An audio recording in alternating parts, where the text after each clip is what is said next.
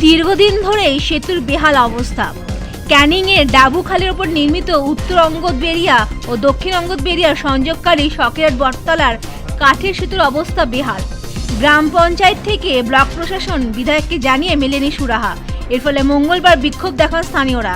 দেখাচ্ছে এই ব্রিজটার জন্য। এই ব্রিজটায় আমাদের বাচ্চা বলো, স্কুল বলো, সবাই ছাত্র ছাত্রী, কলেজে প্রচণ্ড মানুষ এখান থেকে যাতায়াত, মানে বয়স্ক মানুষ, বুড়ো বুড়ি সব যাতায়াত করে।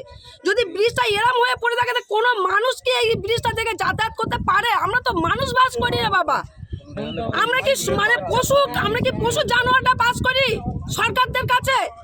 সরকারটা কি আমাদের পশু ভাবে যে ব্রিজটা আমরা এরম ভাবে পারাপার হবো?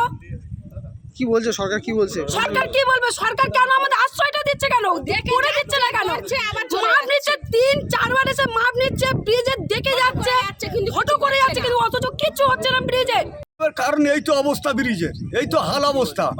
ওপারে ওই তো পুলিশ এসে গেছে, এপারে আসামি হতে যাবো, খবর চলে যাবে, ধরতিয়ে ওরা পালাবে, এরা ফিরে যাবে। এই তো কাজ কাম। কতদিন ধরে এরকম পড়ে আছে? এই তো প্রায় এই 7 মাস আগে থেকে এরকম হচ্ছে, মানে প্রায় 1 বছর। প্রায় 1 বছর কম বেশি।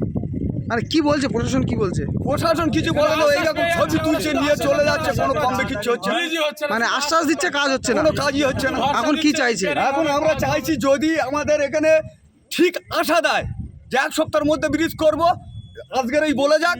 আর নয়তো আমরা ওই ড্রাগন মেশিন ফেটিন সব নিয়েছি, আমরা একদম করে দেবো, চলাচল একেবারে বন্ধ থাকবে। আমরা চলতে চাই এই রাস্তাতে তো স্কুলে কলেজ ছাত্র ছাত্রী আমরা চলতে চাইনি আর মরতে চাইনি। হ্যাঁ তো বাবা গেলুম ঘুরে আসবো। এই রাস্তা তো দুর্ঘটনা হয়, তো দুর্ঘটনা হয় না? দুর্ঘটনার কবলে আমি পড়ে আছি, আর 7 মাস আমার ওই বিছানা সজ্জা। তবে এ বিষয়ে সহযোগিতার আশ্বাস দিয়েছেন স্থানীয় বিধায়ক রমেশ রামদাস। বছর 15 আগে এখানে থাকা কংক্রিটের সেতুটি ভেঙে যায়। এরপর পাশে একটি কাঠের সেতু তৈরি করা হয় সেচ দপ্তরের উদ্যোগে, কিন্তু এই কাঠের সেতুটিও বছর 4 আগে ভেঙে যায়। তারপর থেকে এলাকার সাধারণ মানুষ এই সেতুটি মেরামতি কিংবা বিকল্প হিসেবে কংক্রিটের সেতু তৈরির আবেদন জানিয়েও কোনো লাভ হয়নি।